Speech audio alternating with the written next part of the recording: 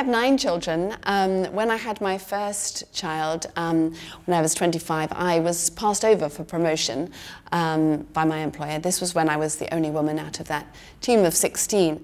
And I asked why. It was a long time ago. He's now 23.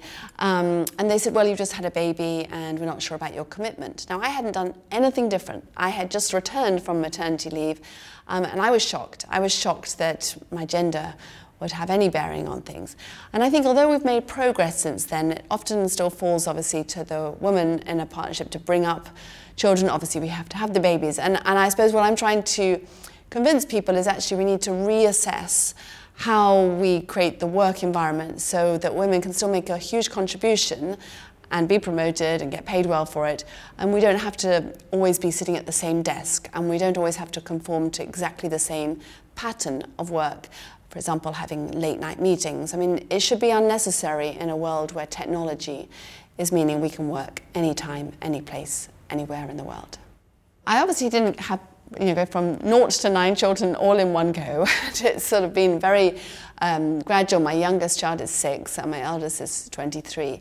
And I have certainly been extremely lucky that when we had our 4th child, my husband and I had a discussion about how we would make it work. He was a financial journalist and he said, I would like to go freelance. So in all honesty, it's been in some ways what people would describe as a role reversal, certainly compared to the tradition. And now we have 9 children. He finds very little time for doing anything that's actual work, and his role is looking after them. But that's really, I think still very unusual. And I guess what the logical extension of all this work around women would be that society thinks more, equally between the male and female sort of roles in life. And maybe men have more choice as well, because my husband says he loves what he does.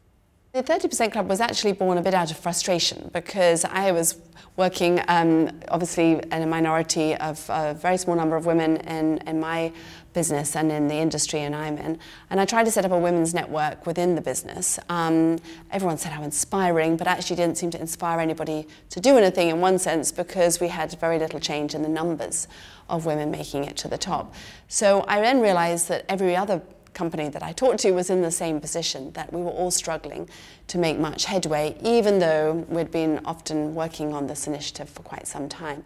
And I suddenly realized that often it was women talking to each other. We were trying to fix the problem ourselves.